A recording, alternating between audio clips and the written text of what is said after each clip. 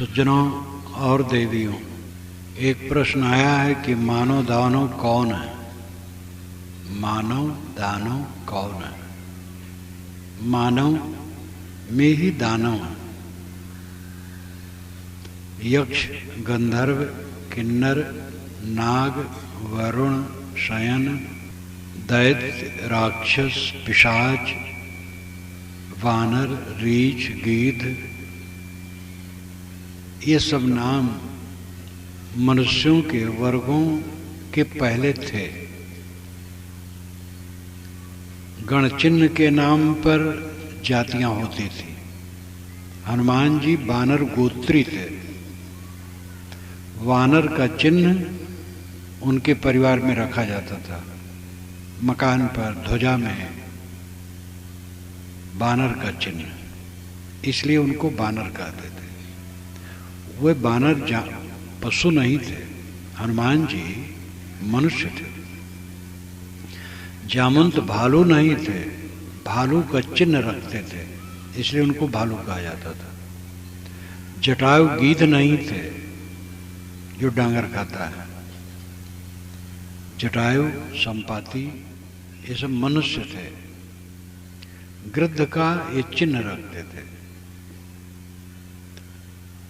समाजशास्त्री उस चिन्ह को टॉटेम कहते हैं। टॉटेम, गण चिन्ह।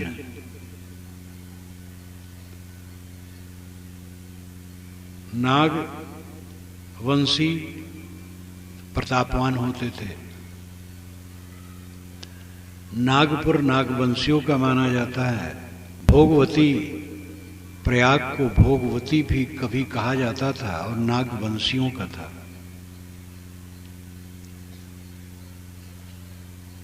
नागालैंड भारत में पूर्व तरफ एक छोटा सा प्रदेश है। नागों की जमीन, नागों का क्षेत्र। नाग कोई सांप नहीं।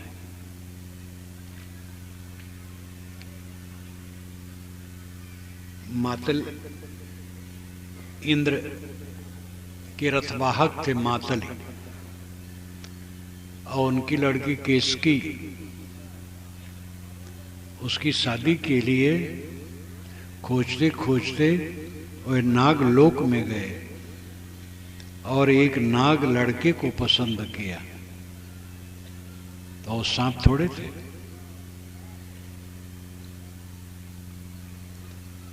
दानव पुत्री शची इंद्र की पत्नी थी। रावण का पिता ब्राह्मण और मां राक्षस कुलोत्पन्न। इसलिए वाल्मीकि रामायण में ब्रह्म रक्षसाम रावण के लिए कहा गया है। ब्राह्मण राक्षस, रक्षामः यक्षामः, ये वाल्मीकि रामायण में आता है। जिन्होंने कहा मैं रक्षा करूंगा उनको राक्षस कहा गया, और जिन्होंने कहा मैं पूजा अर्चा करूंगा उनको यक्ष कहा गया। रक्षामः यक्षामः। आज कुर्मी, उराव, धोबी, तेली तमाम नाम है। उस जमाने में ये सब नाम थे।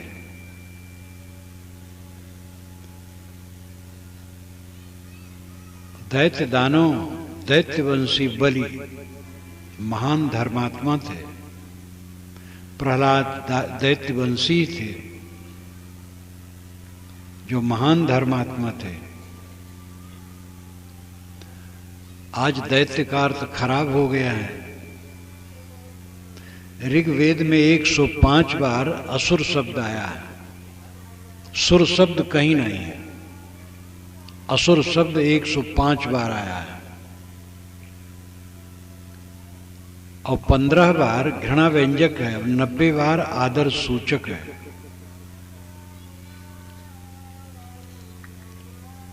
असुर का अर्थ होता है बलवान। कृष्ण को असुर कहा गया है ऋग्वेद में, वो बलवान थे।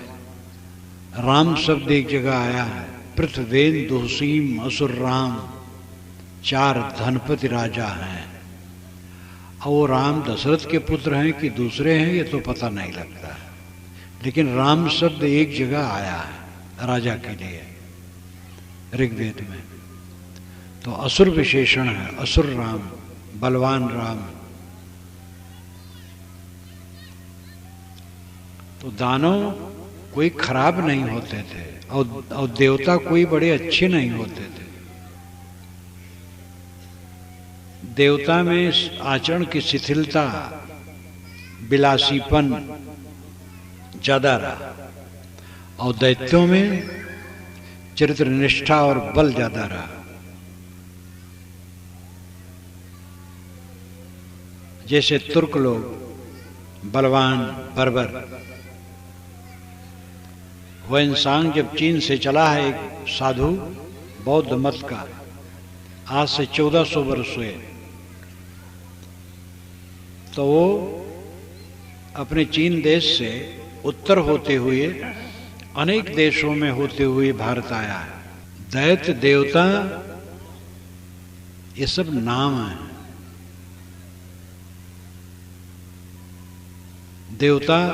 देवताओं में आचरण की शिथिलता ज्यादा, विलासी, और दैत्यों में चरित्र निष्ठा।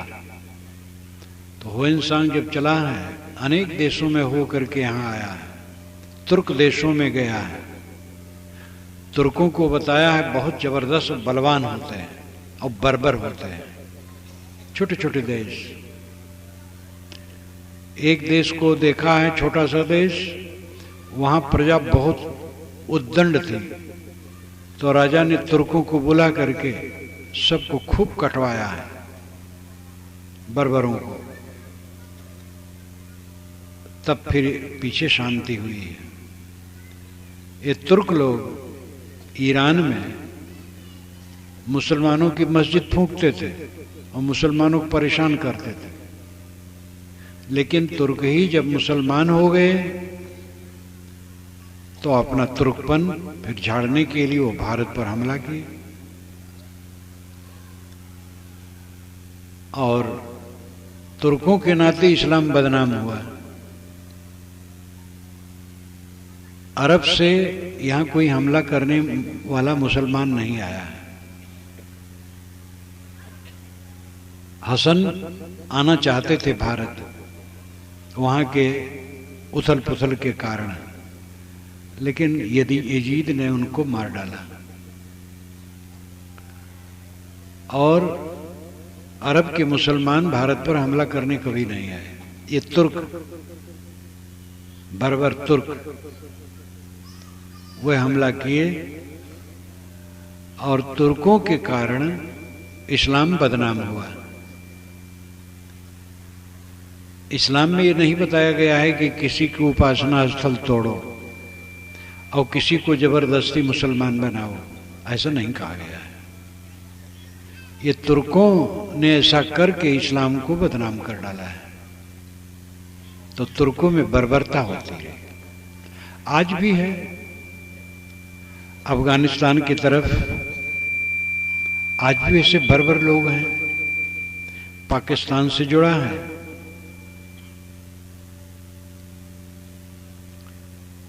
तो देवता, दैत्य, दानव ये सब मनुष्य हैं और अंततः अच्छे बुरे सब में होते हैं।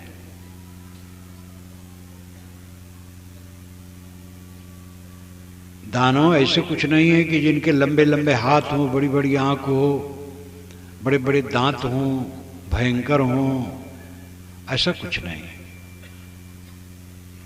इलविल और वाताप ये दैत्यवंशी थे, संस्कृत में भाषण करते हुए ब्राह्मणों को भोजन करने के लिए निमंत्रित करते थे, लेकिन कपट भेद भी रहा, इसलिए मारे भी गए। कपट भेद तो आपस में होता है, ब्राह्मण ब्राह्मण को धोखा देते हैं, छत्री छत्री को धोखा देते, बनिया बनिया को धोखा देते हैं, कुर्मी कुर्मी को धोखा देते हैं। वर्ग से कुछ होने वाला नहीं। जो आजकल कुछ लोग कहते हैं कि भारत में केवल हिंदू रहना चाहिए, दूसरा नहीं, ये भूल करते हैं। भारत में देवता दैत्य दानव सब समय रहे हैं। ऐसे आज वो नाम है हिंदू मुसलमान, और क्या है, सब प्रेम से रहें, सब अपने ढंग से उपासना करें, साधना करें, काम करें, व्यवहार करें, कमाएं खाएं, प्रेम से रहें, घुल मिल करके। अब तो बहुत परिवर्तन हो रहा है, हिंदू मुसलमानों में विवाह भी हो रहा है, खान पान तो बहुत हो गया है। ऐसे ही घुलना मिलना चाहिए, अछूत मान करके, घृणा करके, कटु कह करके विभेद नहीं डालना चाहिए। हिंदू मुसलमान केवल शब्द है, ब्राह्मण शूद्र केवल शब्द है, सब मनुष्य है। मनुष्यता से प्रेम करो, मनुष्यता ही सब सर्वोपरि धर्म है। वेद के ऋषि यही कहते, वेद के ऋषि किसी को छूत नहीं मानते थे, लेकिन आजकल के पंडित वेद जानते ही नहीं, वेद भी चिल्लाते भर है। हजारों पंडित में एक पंडित भी शायद वेद न देखे हो, और जो देखा भी होगा पढ़ा नहीं हो, पढ़ा हो समझा नहीं।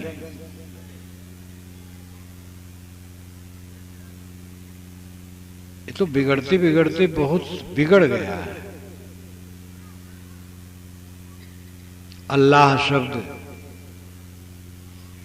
अरबी भाषा का है, अल और इलाह, ये दो पद मिलकर के अल्लाह शब्द बनता है।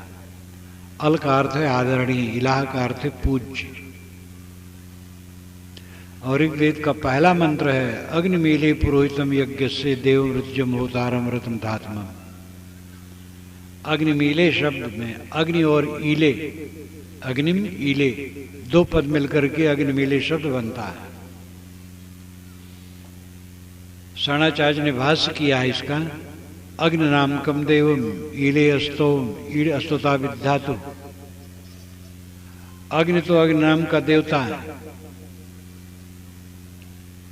और ईल अस्तुत को कहते हैं, क्योंकि ईड़ धातु अस्तुत परक है।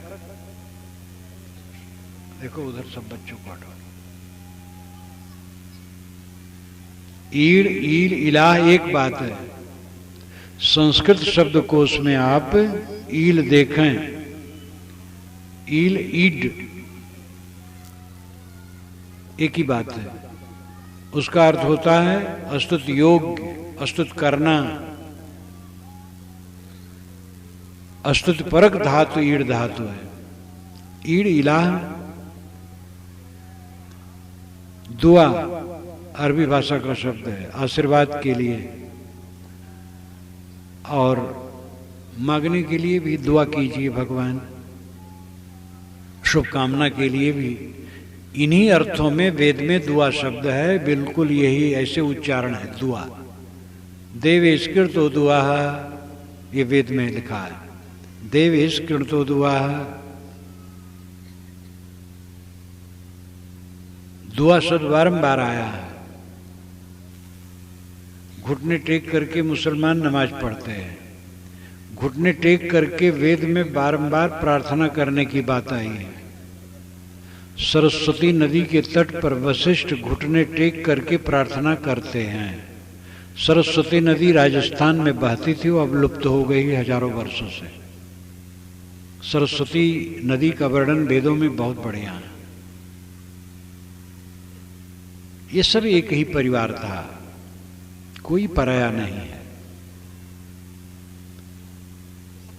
प्रेम की गंगा बहनी चाहिए, हिंदू मुस्लिम को हिंदू को तुरुक कहावे, एक जिमी पर रही है।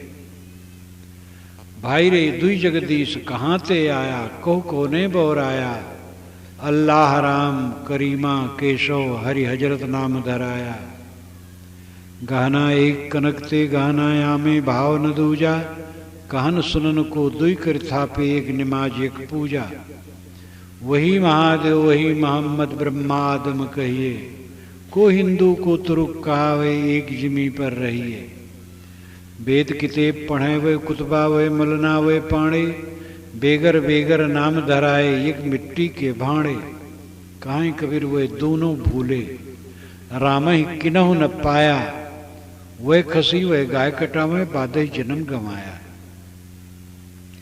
कहो भैया दो परमात्मा कहां से आ गए? अल्लाह राम करीम केशव हरि हजरत। अरे एक सोना है, सोने से बहुत गहना बनता है, कंगन, कंठा, कुंडल, क्यूर, करधनी, लेकिन है सब सोना। कहने सुनने के लिए कोई कहा मैं नमाज पढ़ता हूं, कोई कहे मैं प्रार्थना करता हूं, दोनों बात एक है। नमन से नमाज शब्द हुआ है।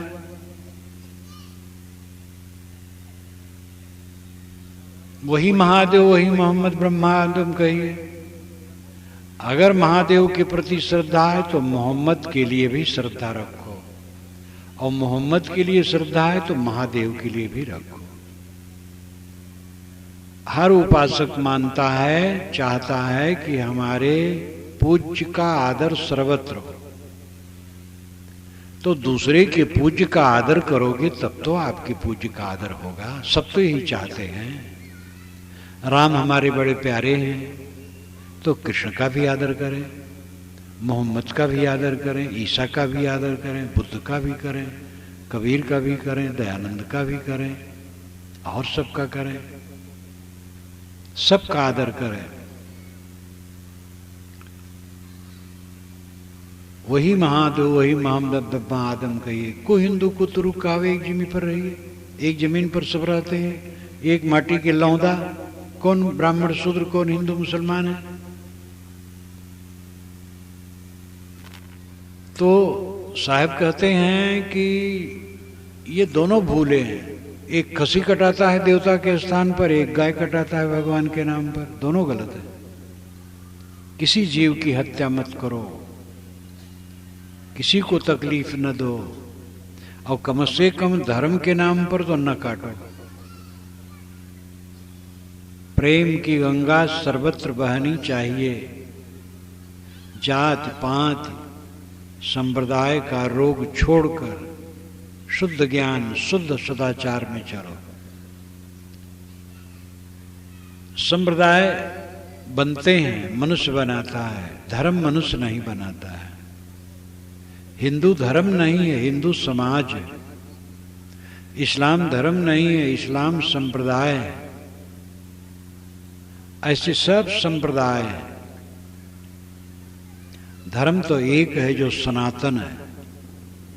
सनातन का अर्थ मानते हैं रामकृष्ण को अवतार मानना, गंगा जमुना नदियों को पवित्र मानना, वर्ण व्यवस्था मानना, तुलसी पूजना, गणेश पूजना। ये सनातन धर्म की अपनी संकुचित परिभाषा है। सनातन शब्द का अर्थ है नित्य। सनातन धर्म नित्य धर्म। नित्य धर्म वह है जो किसी देश काल में बाधित न हो, सभी देश में और सभी काल में मान्य हो, वो सनातन धर्म है। अल्लाह अल्लाह मुसलमान नहीं, हिंदू नहीं कहते हैं, ओम मुसलमान नहीं कहते हैं। तो अल्लाह और ओम को लेकर के बैठ जाना गलत है। अल्लाह भी आदरणीय, ओम भी आदरणीय। ये धर्म नहीं है, संप्रदाय के शब्द हैं। आओ अपना कहो, अल्लाह कहो, ओम कहो, राम कहो, कोई बात नहीं। ये संप्रदाय की चीज है। धर्म की चीज तो है संयम और शील। संयम में दो मत नहीं है। परहेजगारी, संयम, संतुलित जीवन व्यतीत करो। खाने योग्य वस्तु खाओ, गैर खाने योग्य वस्तु न खाओ। पीने योग्य वस्तु पियो, गैर पीने योग्य वस्तु न पियो। जो गंदी चीज है, नशा की चीज है, नुकसान करने वाली चीज है, ऐसा क्यों खाते पीते हो? पराई स्त्री से परहेज रखो, स्त्रियां पराई पुरुषों से परहेज रखें। अपने में भी संयम से रहो। मीठे वचन बोलो, कटु न बोलो, सबके साथ सुंदर बर्ताव करो। संयम और शील ये धर्म है। अपने पर कंट्रोल और दूसरे के साथ करुणा। कंट्रोल और करुणा। कंट्रोल इंग्लिश भाषा है, करुणा संस्कृत भाषा है। तो भाषा उसमें क्या तरह है? नियंत्रण, कंट्रोल, नियंत्रण, अपने पर नियंत्रण करो और दूसरे के साथ करुणा का व्यवहार करो, शील का व्यवहार करो। यही धर्म है। इस धर्म के बिना राम रहीम कहने से क्या फायदा हुआ? राम रहीम बहुत कहे और न संयम है न शील है, तो राम रहीम कहने से क्या हो जाएगा? नमाज पढ़ के और पूजा करके क्या हो जाएगा? वेद और कुरान पढ़ के क्या हो जाएगा? जब जीवन में परहेजगारी नहीं है, मेहरबानी नहीं है, करुणा नहीं है, दया नहीं है, दर्द दिल के वास्ते पैदा किया इंसान को, वर्ण तात के लिए कर्रे बयां कुछ कम न थे। इंसान दुनिया में आया वो दूसरे पर दर्द करे, करुणा करे। ईश्वर के पास कर्रे बयां फरिश्ते कम नहीं थे। अगर अपनी प्रार्थनाओं करवाना चाहता तो हजारों कर्रे बयां को, फरिश्ते को खड़ा कर देता, प्रार्थना करते रहो। आपको प्रार्थना करने के लिए नहीं भेजा है, दूसरे पर दर्द, दया करो, करुणा करो, इंसानियत का बर्ताव करो। पूजा पाठ बुरा नहीं, नाम जप बुरा नहीं, मंत्र जप बुरा नहीं, ये सब अपने अपने ढंग से कुछ करते हैं, अच्छा है। कुछ नहीं अपेक्षा कुछ करना अच्छा है, लेकिन खास बात तो है संयम और शील। ये सनातन धर्म है, राजमार्ग है, अनादि अनंत मान्य है। किसी लोक में आप चले जाएं और वहां पर मनुष्य हो, वे सुसंस्कृत हो, वहां के अनुसार कुछ मत मजहब होगा। ये भूमंडल का तो वहां कुछ नहीं होगा, ना राम न रहीम न वेद न कुरान, कुछ पता नहीं होगा, न गणेश न हनुमान न दुर्गा, कुछ नहीं। इस भूमंडल का वहां कुछ भी नहीं होगा, वहां अपने ढंग से कुछ होगा, लेकिन वो भी सब संप्रदाय होगा। जो सच्चा धर्म होगा वहां भी संयम और शील। अगर इंसान है कहीं भी हो, किसी लोक में हो, तो इन दोनों की परम आवश्यकता है। और संयमशील अंधता दो नहीं है, एक ही है। जहां संयम है वहां शील है, जहां असंयम है वहां क्रूरता है। जहां असंयम है वहां लोभ, मोह, तृष्णा ये बढ़ेंगे और आदमी क्रूर बनेगा। जितना लोभ बढ़ाएगा उतना क्रूर बनेगा, और जितना अपने पर कंट्रोल रखेगा उतना शीलवान होगा। जो अपने पर पूरा नियंत्रण कर लिया वो दूसरों को तकलीफ क्यों देगा? दूसरों को तो तकलीफ दी जाती है अपने अंधे स्वार्थ को पूर्ण करने के लिए। अंधा स्वार्थ, असली स्वार्थ निंदनीय नहीं है। असली स्वार्थ भोजन, कपड़े और निवास। अगर कोई भूखा आदमी है और किसी के पेड़ से फल तोड़ के खा ले और पकड़ा जाए, किसी के मटर और चना को उखाड़ के खाए और पकड़ा जाए, और पंचायत हो उसके बीच में कहे मैं बहुत भूखा था इसलिए खाया, तो उसको सब क्षमा कर दे। भूख एक भयंकर रोग है प्राणी को, और उसके लिए क्षमा है। भूख असली स्वार्थ है, भोजन और फिर थोड़ा कपड़ा और फिर सोने की जगह। इसके लिए पाप करने की जरूरत नहीं पड़ती है। पाप तो किया जाता है अंधे स्वार्थ के लिए। अपने बच्चे को संपन्न बनाने के लिए भाई के बच्चे का गला काटा जाता है।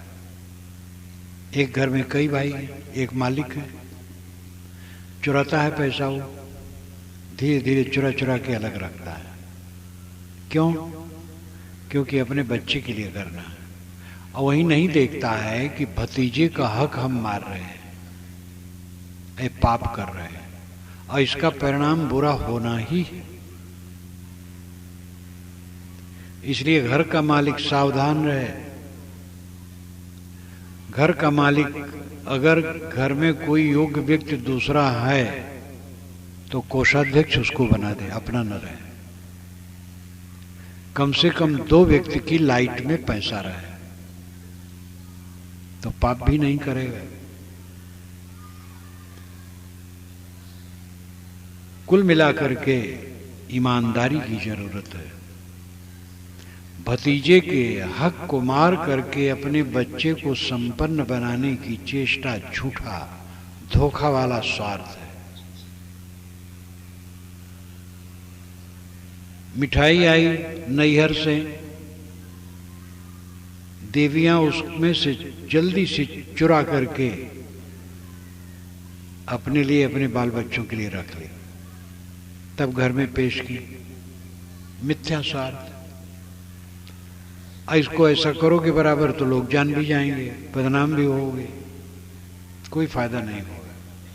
मिठाई आई सबके बीच में रख दो, बांट के खा लो, चालाकी न करो। मिठाई कोई गुणकारी चीज नहीं है। मिठाई खाए तो थोड़े खाए, और मिठाई जिसको बिल्कुल नुकसान करे वो तो छुए ही ना। जिनको नुकसान न करे वो भी थोड़ा ही खाए, ज्यादा नहीं खाना चाहिए। मिथ्या स्वार्थ को लेकर के सारी परेशानी है। और असली स्वार्थ को लेकर के झगड़ा है ही नहीं। क्या किसी के घर में 10 लोग हैं तो 8 लोग खाते हैं और 2 लोगों को भोजन नहीं दिया जाता है? 2 लोगों को घर के बाहर सड़क पर कर दिया जाता है, 2 लोगों को नंगे रखा जाता है। सब खाते हैं, सब पहनते हैं, सब घर में रहते हैं। मिथ्या स्वार्थ को लेकर के झगड़ा होता है। 3 बहुएं हैं, साड़ियां आई, एक साड़ी का दाम 10-20 रुपया ज्यादा है। अब उसी के लिए कलह, वो हमें मिले, और कुछ उसमें धरा नहीं है, तन ढकना है बस। मिथ्या स्वार्थ को लेकर के हर जगह कलह है। असली स्वार्थ को लेकर के कलह नहीं। असली स्वार्थ निंदनीय नहीं है, गलत स्वार्थ निंदनीय है। प्रेम का बर्ताव करो, व्यवहार प्रेममय होना चाहिए। एक व्यवहार है, दूसरा परमार्थ है। व्यवहार बाहर है, परमार्थ भीतर है। व्यवहार है प्राणी पदार्थ परिस्थितियों के साथ बर्ताव। प्राणी, पदार्थ और परिस्थिति, ये 3 है। यहां पर जितने लोग बैठे हैं सब प्राणी हैं। शामियाना, बिस्तर, कुर्सियां, ये सब पदार्थ है। प्राणी सचैतन्य है, पदार्थ निर्जीव है। इन प्राणी पदार्थों की विशेष अवस्था परिस्थिति है। 2 घंटे के पूर्व यहाँ की परिस्थिति भिन्न थी, अब भिन्न है, और कुछ मिनट के बाद भिन्न हो जाएगी। आधी रात को इस यहाँ की परिस्थिति भिन्न, कल और भिन्न। तो प्राणी पदार्थ और परिस्थिति में हमें बर्ताव करना पड़ता है, ये व्यवहार है। इसमें भूलो न, कुछ रह नहीं जाएगा। 70 वर्ष पूर्व की मैं याद करता हूं। थोड़ी उम्र में मैं कहां कहां गया था, सगे संबंधियों में और संबंधियों के संबंधियों में। अब वो घर नहीं है, घर मिट गया है, और घर में रहने वाले वो कोई नहीं। और जो आज पके बाल वाले हो गए हैं वे उस समय जन्मे नहीं थे। कैसा बदलाव है संसार का। सारा संसार काल का देश है। काल का देश, काल नाम समय। काल से, समय से सब निर्मित होता है, परिवर्तित होता है और बिखरता है। सारा संसार काल का देश है, यहां कुछ स्थिर नहीं है। अकाल का देश आत्मा है। गुरु ग्रंथ साहिब में यह बात आती है, अकाल मूर्त अयोनी, अकाल मूर्त निर्भय। तो जो अयोनी है, योनि में नहीं है, वो आत्मा है। अकाल आत्मा है, उसमें काल नहीं व्यापता है। निर्भय आत्मा है, आत्मा ही अकाल मूर्ति है, निर्भय और अयोनी है, सदा है। और जहां तक मन इंद्रियों से जाना जाता है, सब काल देश है। काल से सब कवलित है, खाया हुआ है। सारा संसार मानो भट्ठी है एक, और उसी भट्ठी में पड़ के सब तप रहे हैं। सब जीव दुखी हैं। ऐसी अवस्था में किसी को दुख देना कितना पाप है। सब तो वैसे दुखी है, सुखी कौन है? सब दुखी है। देहधारी मात्र सब दुखी है। दुखिया दुखई देन कम अकली, बुद्धिमान तुम धरो रहमने, विशाल देव ने कहा। दुखिया को दुख देना महाअधर्म है। सब देहधारी इस संसार भट्टी में पड़ करके उबल रहे, चल रहे, उनको दुख न दो। जितना बन सके किसी को दुख से बचाने की चेष्टा करो। सबसे बड़ा दुख है मन का। शरीर में रोग व्याधि लग जाती, चोट लग जाती है, बीमारी आ जाती है, बुढ़ापा आने पर अपने आप ढील ढाल हो जाता है। लेकिन मन का दुख सबसे बड़ा है। मन की बेचैनी, मन की ख्वाहिशें, मन की इच्छाएं मनुष्य में अपूर्णता का दर्शन कराती। आपका स्वरूप जो अंतरात्मा है वो अकाल मूर्ति है, निर्भय अयोनी है। आत्मा की स्थिति ही अकाल देश है। जो साधक मन को शांत करके अपने आत्मा में लीन है वो अकाल मूर्त हो गए, अकाल देश में चले गए। आत्मा ही अकाल देश है और दुनिया की वस्तुएं सब काल देश, सब काल पा करके परिवर्तित हो करके मिट जाएंगे, कुछ नहीं रहेगा। आज जो हम यहाँ कह सुन रहे हैं इसके बीते सप्ताहों, वर्षों, सैकड़ों वर्षों, हजारों वर्षों बीत जाएंगे, कोई जानेगा नहीं। अनाद काल से सब ऐसे होते आ रहा है। पानी के बुलबुले बन रहे हैं, फुट रहे हैं, बन रहे हैं, फुट रहे हैं। वैसे मिट्टी के बुलबुले देहें और चीजें बन रही, फुट रही, बन रही, फुट रही। कहाँ मोह करते हो, कहाँ राग करते हो? सपने में बहुत कुछ देखा, जागा तो कुछ नहीं। एक राजा सपना देख रहा था, तो सपने में वो बहुत भूखा हो गया। इतना भूखा हुआ कि वो मांगने लगा। तो एक तराई में वो सपना देखता है, मैं एक पर्वत की तराई में हूँ, वहाँ गरीब लोग झोपड़ियों में रहते हैं, उनके यहाँ मांग रहा हूँ तो कोई एक चुटकी चावल दे देता है, कोई एक चुटकी दाल दे देता है। कई घरों में मांग करके चावल दाल एक पाव इकट्ठा किया तो एक कुम्हार से उसने बर्तन मांगा, तो मिट्टी का बर्तन और ढक्कन उसने दे दिया।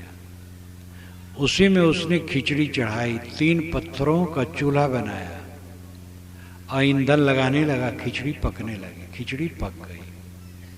केला का पत्ता काट के लाया, बिछा दिया, उसी पर उसने खिचड़ी ढाल दी। अब वो बेताब है भूख से, मन होता है जल्दी ठंडा हो खाऊं। इतने में दो भैंसे लड़ते लड़ते आ गए और घबरा गया, और रोटी को तो लेके भागे खिचड़ी और केला के पत्ते पर, और भयभीत। इतने में दोनों भैंसे टूट पड़े उस पर, खिचड़ी को रौंद दी और उसको खदेड़े। राजा भागा, नींद टूट गई। तो देखता हूं पलंग पर राजशाही गद्दे पर पड़ा है, बाहर पहरेदार खड़े हैं, वहां मक्खी नहीं आ सकती है, भैंसे कैसे आ गए। सुबह हुआ, एक महात्मा पास में रहते थे, थोड़ी दूर पर गया, कहा महाराज वो सच की है सच, मैं राजा हूं, हजारों को रोज खिलाता हूं, सपना देखा कि मैं भिखार हूं, भीख मांग करके खिचड़ी पकाई, वो भी खाने का मौसर न हुआ। महाराज वो सच की है सच। महात्मा ने कहा अब तुम राज में हो, जागृत में हो, क्या भिखार हो? कहे भिखार नहीं हो, राजा हो। कहे तुम्हारा भिखारपन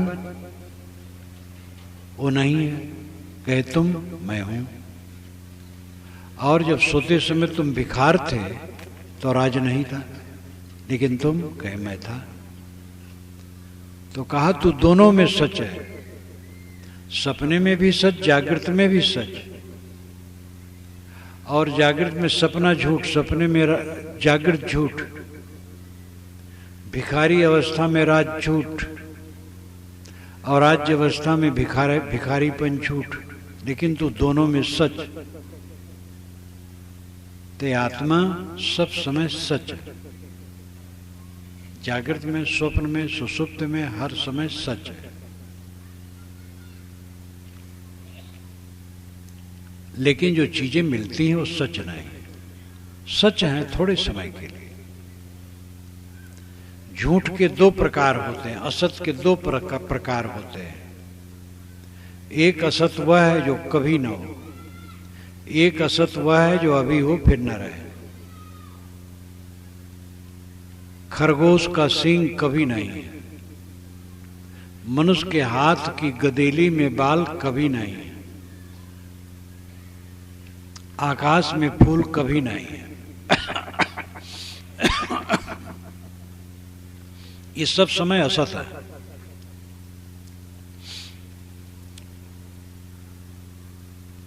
लेकिन हम लोगों का शरीर अभी है और फिर नहीं रहेगा।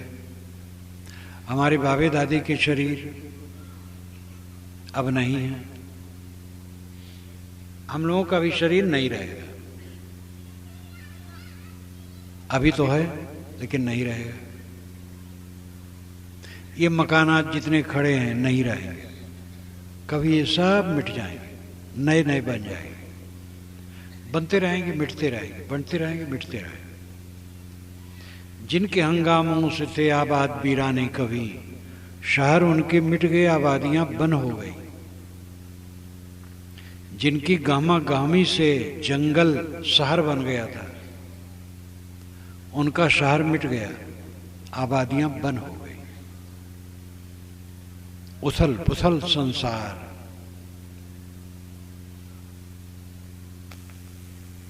यहां के किस वस्तु से मोह करें, क्या रह जाता है?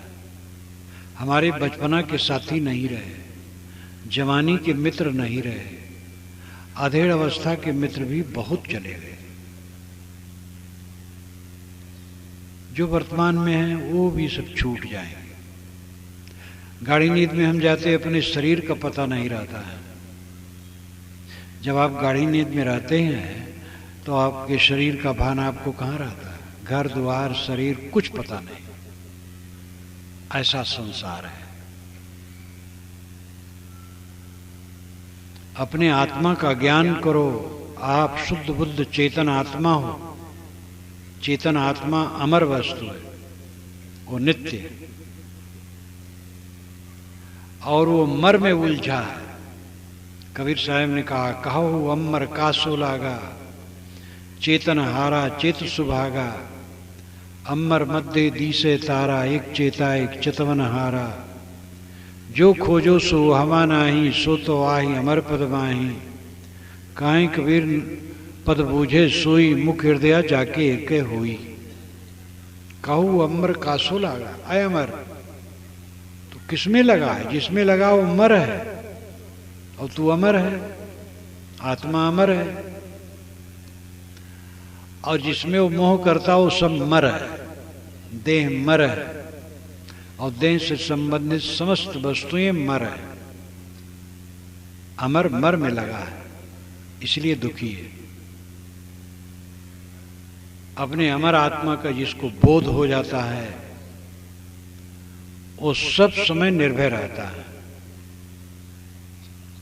शरीर विवेक पूर्वक व्यतीत करो, परिश्रम करो, परिश्रम में जो मिले उतने में संतुष्ट रहो। अपने पर संयम करो, शील का बर्ताव करो, सबके साथ अच्छा बर्ताव करो, और मोह छोड़ करके रहो। मोह कैसे छोड़ दें? मोह छोड़ देंगे तो गृहस्थी कैसे पालेंगे? तो ठीक है, पालो और रो। अरे गृहस्थी का पालन मोह छोड़ करके बहुत बढ़िया होगा। मोह करने से तो गृहस्थी का पालन विकारग्रस्त हो जाता है। मोह छोड़ करके गृहस्थी का पालन करो तो बहुत सुंदर होगा। कमल पत्र हैं संत जन रहें जगत के माए, बालक केरी धाय जो आपन जानत नाय। संत जन कमल पत्ते की तरह होते हैं। कमल और कमल के पत्ते, कमल के फूल और कमल के पत्ते पानी से ऊपर। और बालक की धाय की तरह। धनी घरानों में बच्चे पैदा होते हैं तो नौकरानियां सेवा में आती हैं, उनको धाय कहते हैं। नौकरानियां बच्चों को पालती पोसती दुलारती प्यार करती उपटन करती सीने पर सुलाती खिलाती सब काम करती बढ़िया, अपना नहीं मानती। इसलिए नौकरी छोड़ करके जाने लगती है तो कोई उनको तकलीफ नहीं। इसी ढंग से हमें संसार में रहना चाहिए। स्वजनों परिजनों सबके साथ सुंदर बर्ताव करें और समझ लें मैं किसी का नहीं हूं, कोई मेरा नहीं। ये निर्दय सच है, निर्दय सच। दया मया में, इसमें दया मया करने कोई जरूरत नहीं। तुम मेरे हो मैं तुम्हारा हूं, ये प्रेम का बर्ताव है थोड़ा। और ज्ञान क्या है? न तुम मेरे हो न मैं तुम्हारा हूं, झूठ। दिल में जो दिल बन के धड़के गए तो न देखा जरा मुड़ के। जो दिल में दिल बन के धड़कते थे गए तो मुड़ के देख न सके। प्यारे से प्यारे क्षण भर में गायब हो गए। हासितम अपने ऊपर बात कुछ छेड़ी नहीं, बादशाहों के भी ये झंडे गड़े रह जाएंगे। इस निर्दय सत्य को क्यों नहीं समझते हो? माया मोह बधा सब लोई, अल्प लाभ मूल गो खोई। साहब कहते माया के मोह में सब बधे हैं और थोड़े लाभ में मूल खो देते हैं। काहीं कबीर ते उबरे जाहि न मोह समाए। एक छोटा वाक्य साहब का। काहीं कबीर ते उबरे जाहि न मोह समाए। उसका उद्धार होता है जिसके मन में मोह नहीं समाता है। मोह अपनी वस्तु में करना चाहिए जो कभी न छूटे। दुनिया में कोई अपनी वस्तु नहीं है, आत्मा अपनी वस्तु है। आत्मा में मोह करो, आत्मा में प्रेम करो। आत्मा से आत्मा कभी नहीं छूटेगा। आत्मा अनुरागी बनो। गोस्वामी जी ने भी कहा, अनुराग जी निज रूप सो जगते विलक्षण देखिए। संतोष सम शीतल सदा दम देहवंत न पेखिए। निर्मल निरामय एक रस्ते हर शोक न व्यापई, त्रैलोक्य पावन सो सदा जाकी दशाय सी भई। ये विनय पत्रिका में है। जिन्हें अपने स्वरूप का अनुराग है, आत्मा का, वो जगत से विलक्षण होता है, वो सम शीतल संतुष्ट होता है, हर शोक उसके मन में नहीं व्यापते हैं। त्रैलोक्य पावन है वो, धन्य है वह।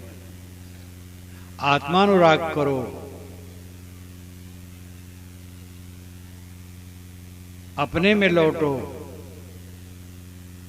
केंद्र और वृत्त, केंद्र और वृत्त, परिधि भी कह सकते हो वृत्त को। तेली का कोल्हू पुराने लोग देखे होंगे, नए लोग तो क्या देखेंगे, अब तो मशीन से सब पेरा जा रहा है। एक बैल कोल्हू में जोड़ दिया जाता था, वो घूमता रहता था, कोल्हू के पास वो कभी नहीं पहुंचता था, और कोल्हू उससे 3-4 फीट दूरी पर रहता था बस, लेकिन कभी नहीं पहुंचता था। वो वृत्त में चलता था, घेरे में। मन वृत्त है, मन परिधि है, अब आत्मा केंद्र है। मन के बहाव में जहां तक बह रहे हो सब परिधि में घूम रहे हो, वृत्त में घूम रहे हो, केंद्र में नहीं आ रहे हो। जो अपने आत्मा में संतुष्ट हो गया वो केंद्र में आ गया। सारी तृष्णा छोड़कर, सारी वासना छोड़कर अपने आप में संतुष्ट। गुजरात में नर्मदा नदी वहां उत्तर से दक्षिण तरफ बहती है, तो पश्चिम तरफ शुक्ल तीर्थ है और पूरब तरफ कबीर बढ़ है। वो कबीर साहब जमाने से है। कबीर साहब वहां के तत्वा जीवा 2 ब्राह्मण बंधु थे, वे कबीर साहब के शिष्य थे। तो वहां उन्होंने 4 बार अपना निवास किया था। गुजरात वो 4 बार गए, वहां के हिस्ट्री लिखने वालों ने लिखा है। गुजरात में तो मैं घूमता हूं, कबीर का भारी प्रभाव है।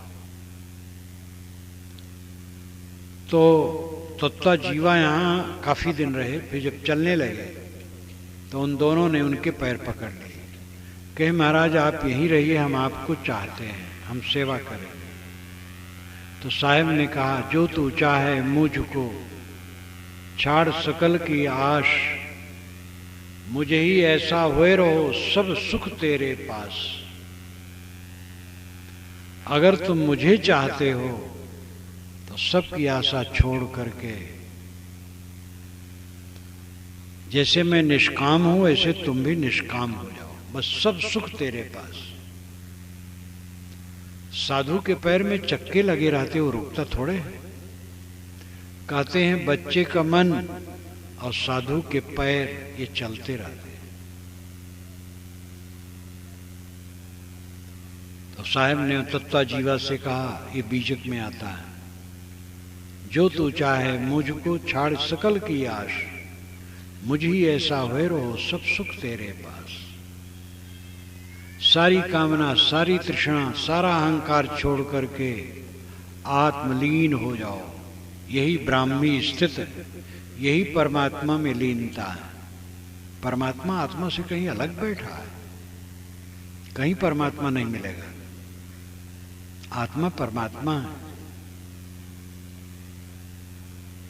और सारी तृष्णा मोह छोड़ करके आत्म संतुष्ट हो जाना जीवन की परम स्थित है,